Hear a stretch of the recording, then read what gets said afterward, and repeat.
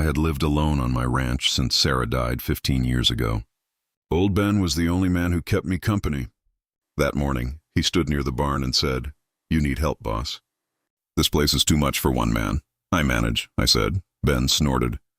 "You barely talk, and the horses talk less." I almost smiled, but I heard boots on the porch before I could answer. A young woman stood at my door with dust on her hem and a small bag in her hand. "Sir, I need one day's work." "I can sweep, scrub, and carry feed." I stared at her. "Who sent you?" "No one." "That is not an answer. It is the only one I have." Ben stepped beside me. "Name, Emily, family." Emily lifted her chin. "None that matters here. I should have sent Emily away." Instead, I heard myself say one day, "If you work hard, I pay fair." "Fair is enough," Emily said. I pointed toward the cabin. "Start there." Emily walked in without another word and began cleaning. I watched from the doorway, uneasy for reasons I could not name. Emily moved softly, folded blankets, shook dust from shelves, and washed the floor. Emily stopped before the old photograph above my table. In the picture, Sarah stood beside me in front of the barn. Emily reached up, then let the hand fall. "That is a fine picture." "Do not touch it." Emily turned fast. I was not going to. I took one slow breath. Good. The room went quiet except for the scrape of the broom. After a while, Emily asked, "Who is the woman?" My throat went dry. "My wife. Was?" I nodded once. "Sarah died 15 years ago." Emily looked at the floor. "I am sorry." I wanted to ask why Emily cared, but the words stayed buried. By sunset, the cabin looked cleaner than it had in years. Emily set the broom aside and wiped the hands on the apron. "I am finished." I reached for my pocket. "Here, you earned this." Emily accepted the money, then stood still at the door. "What now?" I asked. Emily swallowed. "Nothing. I should go." Ben, leaning near the porch rail, muttered, "Strange little thing." Emily gave Ben a calm look, then turned back to me. "Thank you for the work." "You are welcome." Emily took one step down, then paused. The light touched Emily's face, and something in that face looked older than a young woman should look. Then Emily whispered, "So soft I almost missed it. Sarah." The world stopped. I grabbed the doorframe. "What did you say?" Emily froze. For one terrible second, Emily said nothing. Then Emily bolted. "Emily!" I shouted, and I ran after Emily across the yard, past the fence, toward the red line of evening sky. My boots hit the dirt hard, but the path ahead was empty. No tracks, no bag. No sign of the woman at all. Ben caught up behind me, gasping. "What happened?" I stared into the fading light, my heart pounding like it wanted out. She said, "Sarah." Ben went quiet. I turned back to the house, to the clean floor, to the old photograph, and to the name hanging in the air like a ghost. For the first time in 15 years, I was afraid to go inside. I barely slept after hearing Emily whisper Sarah's name. Before sunrise, I saddled my horse and rode every road leading out of town. At each crossing, I called, "Emily! If you can hear me, please come back." Only silence answered. I stopped beside the creek, and Sheriff Daniel Brooks rode toward me. "You've been circling these roads since dawn," he said. "What are you looking for?" "A young woman. What kind of trouble is she in?" "I don't know if she's in trouble." Daniel frowned. "Then why chase her?" "She worked at my ranch yesterday." "That hardly explains this." I met his eyes. Before she left, she whispered my wife's name. His face tightened. "Sarah?" "Yes." Daniel looked away. "You know something," I said. "No. You reacted too fast." "I reacted because I remember Sarah." "Then tell me why a stranger knew her name." Daniel sighed. "Go home. I'm not leaving until you answer." He stepped closer. "Listen carefully. Stop asking questions about the past. Why? Because some wounds should stay buried. That isn't an answer. It's the only one you're getting.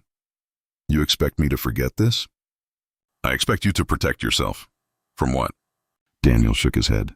"Some doors should never be opened." I felt anger rising. "You're hiding something." "I'm trying to keep peace."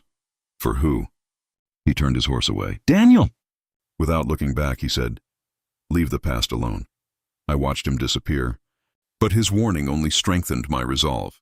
Instead of returning home, I rode into town and stopped outside the boarding house. Martha greeted me with a warm smile.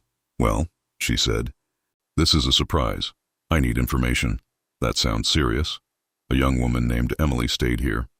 Recognition flashed across her face. She rented a room? Yes. When? Yesterday afternoon. How long? One night. Where did she go? She checked out before sunrise. Did she say anything? She thanked me and walked away. Nothing else? Martha hesitated. What? She left something behind. What was it? A necklace. She disappeared upstairs and returned holding a silver chain in her palm. The instant I saw it, my breathing stopped. No, I whispered. What's wrong? I reached for it with trembling fingers. This can't be. You know it? I gave this to Sarah on our 5th anniversary. Martha blinked. You're certain? I had this necklace made myself. I turned it over. There, scratched into the back, were the tiny letters I had carved years ago. S. Sarah Sullivan. My knees nearly gave out. It disappeared. I whispered. When? The night of the ranch fire. Martha's voice softened. Are you all right? No. I closed my hand around the necklace. Everyone said the fire destroyed everything. Martha studied my face. But this survived. Yes. How could Emily have it? I don't know. Could Sarah have given it away? I shook my head. Never. Silence filled the room. Then another thought struck me with terrifying force. If the necklace had vanished before Sarah died and now Emily carried it, then someone had hidden the truth for 15 years. I slipped the necklace into my pocket. Martha quietly asked, What will you do now? I looked toward the window. I'm done accepting old stories as facts. You think someone lied? I think Sarah's death happened differently than everyone claimed. For the first time since the funeral, grief no longer felt like the end. It felt like the beginning. I followed every rumor until they led me to an abandoned church beyond the next town. My horse stopped outside the broken doors. I stepped inside and quietly called, Emily? A frightened voice answered, You shouldn't be here. I've been looking everywhere for you. You need to leave. Not until you tell me the truth. Emily emerged from the shadows with a small blanket wrapped around her shoulders. How did you find me? She asked. I asked questions. You should have stopped. I couldn't. Emily looked toward the broken windows. People who search for old secrets usually disappear. I'm willing to risk that. For someone you barely know? For someone carrying my wife's necklace. Emily lowered her head. I'm not here to hurt you, I said. I know. Then why did you run? Because I was afraid. Afraid of me? No. Then who? Emily's eyes filled with tears. I don't even know who I'm supposed to fear anymore. I stepped closer. Tell me everything. I can't. You can. She wiped her face.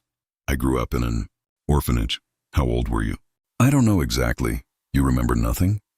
Almost nothing before I turned 5. What do you remember? Emily closed her eyes. A burning house. My heart pounded. What else? Smoke. Yes. A woman screaming. I could barely breathe. What did she say? She kept calling another name. What name? Emily whispered. Grace. Grace. I think that was me. You're certain? No. What else? I remember someone carrying me outside. Who? I never saw the face. Anything else? Emily reached into her pocket. There's one thing. She opened Sarah's necklace. I frowned. It opens. I discovered it by accident. Emily carefully removed a tiny faded bracelet hidden inside. I always kept this hidden. I took it carefully. The cloth was worn, but tiny stitched letters remained. Grace Sullivan. My hands began shaking. No. Emily stared at me. What's wrong? I looked from the bracelet to her face. This isn't possible. Please tell me. I swallowed hard. My daughter wore this bracelet. Emily whispered. Your daughter? She disappeared in the ranch fire. I thought she died. So did everyone. Emily's voice trembled. You're saying... I could barely force the words out. You are my daughter. Emily stepped backward. No. Yes. That can't be true. I know this. Bracelet. I don't understand. Neither. Do I? Emily burst into tears. Pulled her into my arms. For the first time in 15 years, I held my child again. A loud voice suddenly shattered the silence. There they are. Emily stiffened. I turned toward the doorway. 6 armed riders surrounded the church. One man shouted, Victor Hale wants the girl alive. Another yelled, Take the old cowboy if he fights. Emily whispered, They found us. Who are they? They've been hunting me. A tall rider stepped forward. Hand her over. I shouted back. Not happening. You don't understand who you're challenging. I don't care. You should. I've already buried one family. The writer laughed. You won't survive today. I grabbed Emily's hand. Run. We sprinted through a broken side door as bullets smashed into old wood behind us. Keep moving, I shouted. I'm trying. We raced uphill through thick trees. Hooves thundered behind us. They're gaining, Emily cried. They won't catch us. How do you know? Because I finally know who you are. We climbed toward the mountains without stopping. The riders kept chasing us, but every step strengthened my resolve. 15 years ago, I had failed to protect my family. I refused to fail again. For the first time since Sarah died, I wasn't running from grief. I was running beside my daughter, and I finally had someone worth fighting for. We reached an abandoned mountain cabin before nightfall. I pushed the door open, checked every corner, and finally nodded. We're safe for now. Emily sat near the fireplace. I'm sorry. You have nothing to apologize for. They're chasing you because of me. They're chasing us because someone fears the truth. Emily looked into the dying fire. I keep trying to remember. Don't force it. I need to. She took a slow breath. I remember waking in a strange bed. At the orphanage. Yes. Who cared for you? A woman named Clara. Did she ever tell you anything? She always said, your past is locked away because someone wanted it buried. My jaw tightened. What else? She warned me never to ask questions. A knock echoed outside. I reached for my rifle. A familiar voice called. It's Reverend Thomas. I opened the door carefully. The old preacher stepped inside, carrying a worn leather bag. I prayed I'd find you first, he said. How did you know where we were? I guessed. You brought something? I brought answers. Emily stood. What answers? Thomas opened the bag and placed several faded records on the table. These came from the orphanage. I unfolded the first document. This lists Emily. Yes. Her eyes widened. My parents are listed as unknown? Thomas nodded sadly. They weren't unknown. Then why write this? Because someone paid for it. I stared at him. Paid? A large sum. To erase her identity? Yes, Emily whispered. Who would do that? Thomas sighed. I never learned the name. Who accepted the money? Clara told me she never saw the man's face. You spoke with Clara? She confessed years later. What exactly did she say?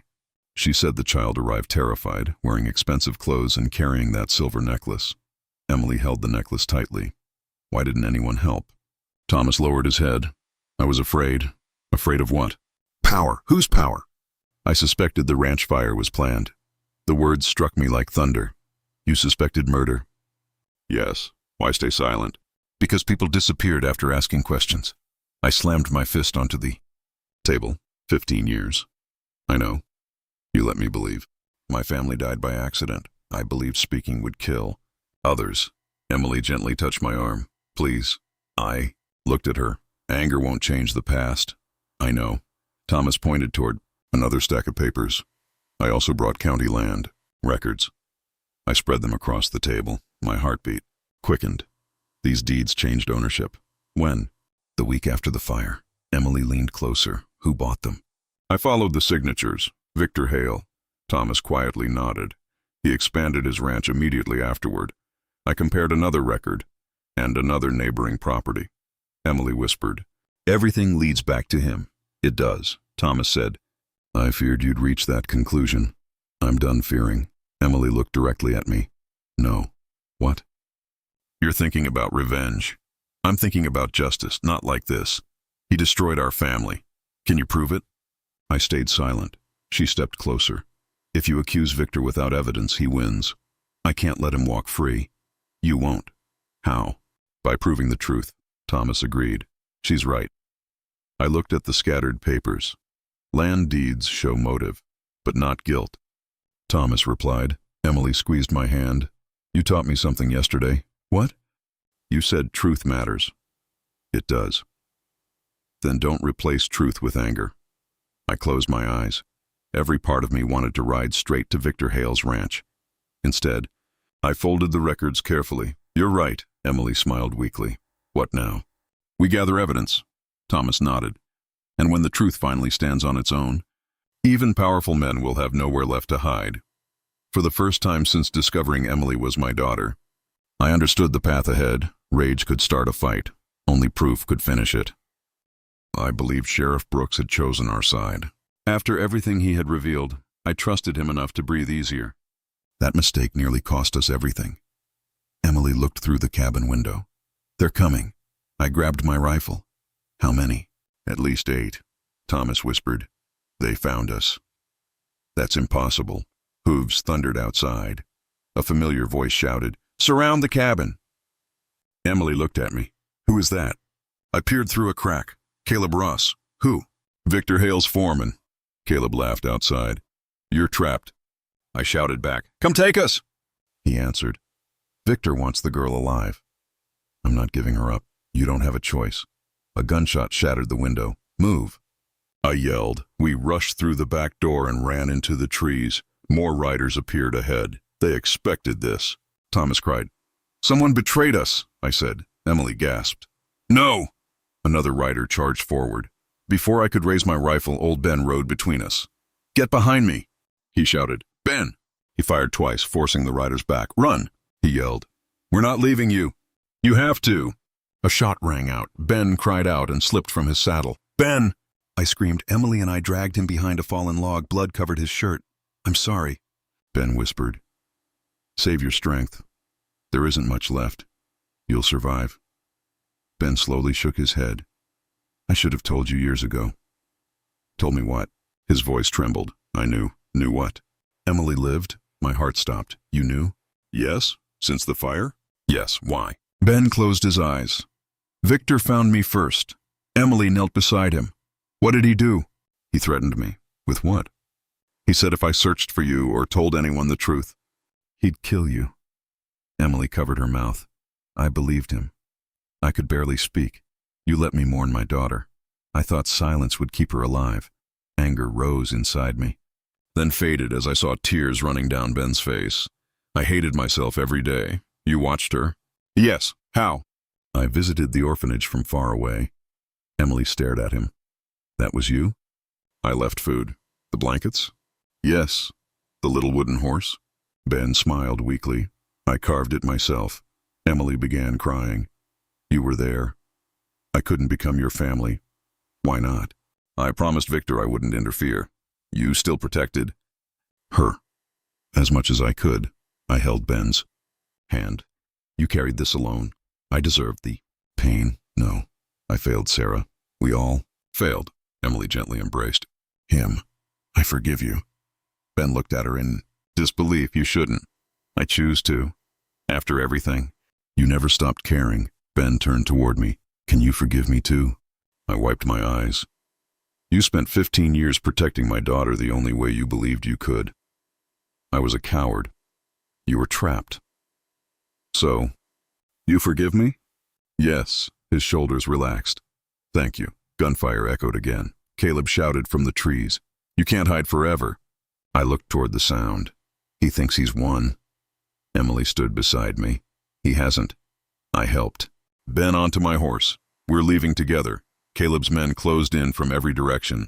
For the first time, Victor Hale believed he had finally cornered us. He didn't realize desperate people with the truth were far more dangerous than frightened ones. I carried every document we had into the crowded town council hall. Emily walked beside me. Reverend Thomas, Martha, Old Ben, and Sheriff Brooks followed quietly. My hands shook, but my voice stayed steady. Judge William. Carter looked across the room. This meeting will begin now. Victor Hale smiled from the front row. You look nervous, he said. I'm ready. For another wild story? For the truth. Judge Carter raised a hand. State your purpose. I stepped forward. I accused Victor Hale of planning the ranch fire that destroyed my family so he could steal my land. The room exploded with whispers. Victor laughed loudly. That's ridiculous, is it? You have no proof. I have more than you think. Judge Carter nodded. Present your evidence. I handed him the land. Records. These properties changed ownership immediately after the fire. Victor shrugged. I bought land legally. That's only the beginning. Thomas walked forward carrying another folder.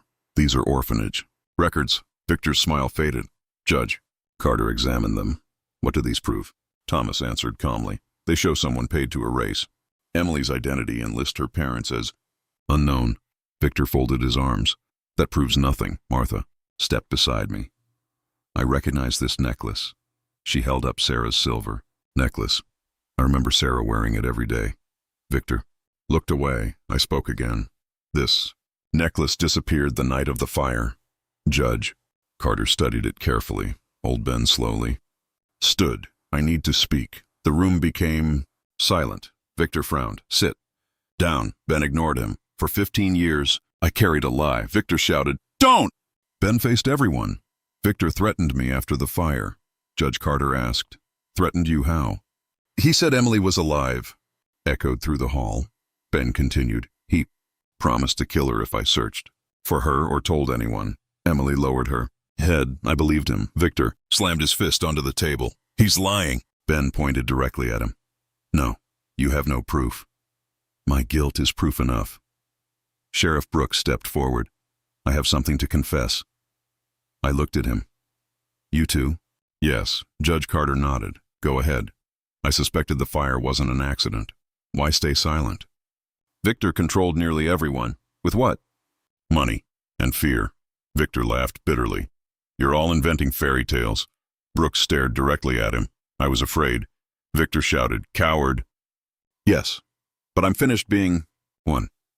Judge Carter looked toward Victor. "Your answers grow weaker." Victor pointed at me. "He wants revenge. I want justice. You've manipulated everyone." Before I could answer, the doors opened. Caleb Ross walked inside. Victor's eyes widened. "You." Caleb removed his hat.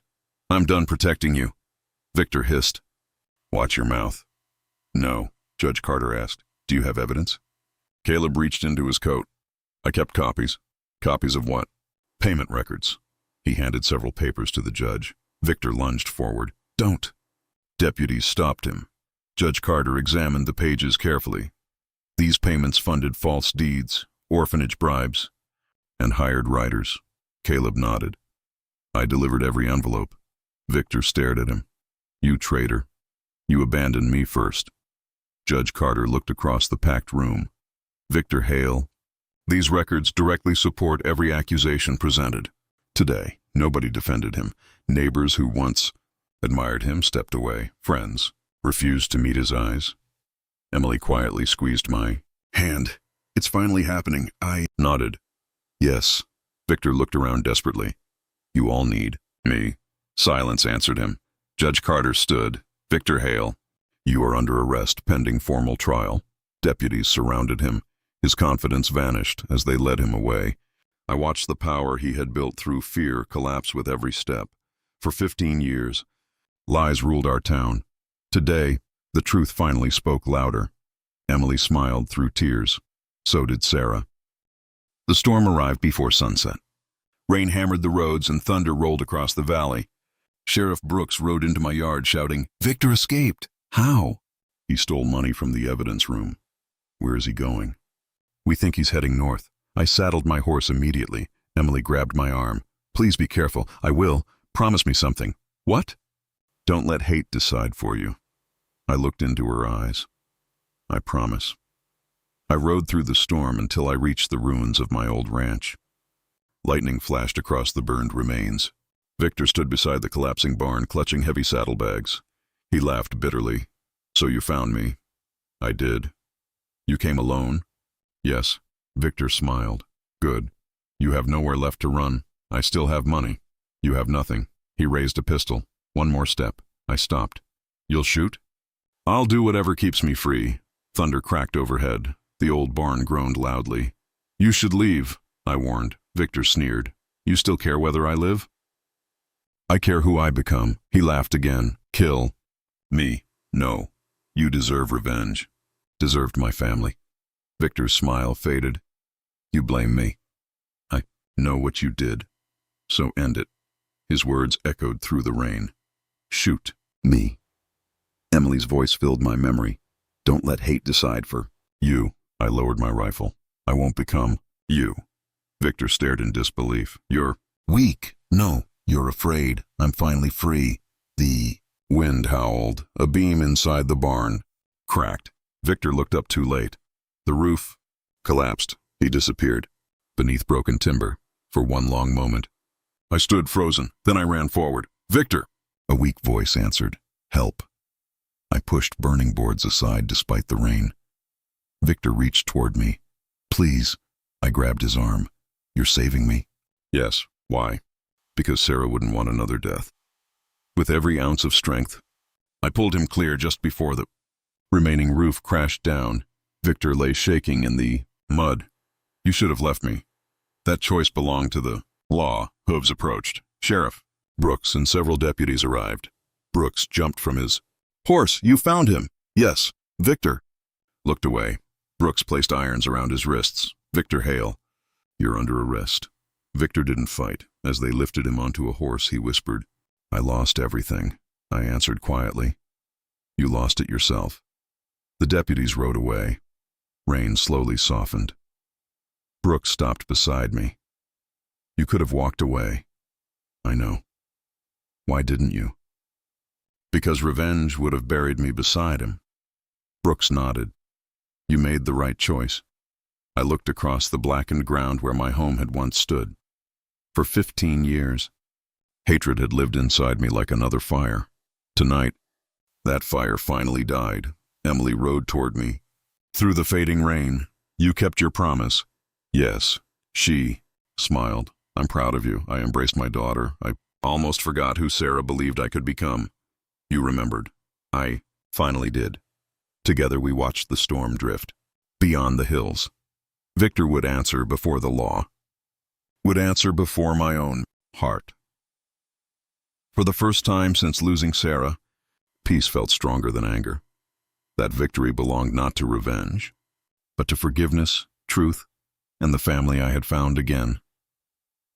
Months passed, and my ranch slowly came alive again. Fresh fences stood where broken ones had fallen. Horses filled the pastures. Laughter replaced silence. Emily carried a basket across the yard. "Where do you want these tools?" "Leave them beside the barn." She smiled. "Yes, Dad." Every time she called me that, my heart felt lighter. Old Ben stepped from the workshop holding a hammer. "I'm stronger every day. You should still rest." "I've rested enough." Emily laughed. "He refuses to listen." Ben grinned. "I finally have a family again." "So do I." I answered. Neighbors stopped by almost every week. And one afternoon, Martha waved from her wagon. "This place looks wonderful." "Thank you. You've done something remarkable." "We all did, Sheriff." Brooks rode through the gate later that day. "I have news." "What happened?" "Victor was convicted." "How long?" "A lifetime behind bars." I nodded quietly. "That's enough." Brooks smiled. "The town is changing." "How?" "People trust each other again. That matters more than anything." Thomas arrived carrying fresh bread. "I thought supper needed one more guest." Emily laughed. "You're always welcome." We shared stories until sunset painted the sky orange. After everyone left, Emily walked beside me toward the old oak tree. She held something carefully in her hand. "I think this belongs to you." She placed Sarah's silver necklace into my palm. "I thought you should keep it."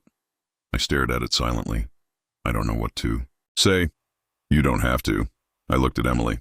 "Why?" "Did you whisper Sarah's name that first day?" She smiled sadly. "I wanted to see your eyes." "My eyes?"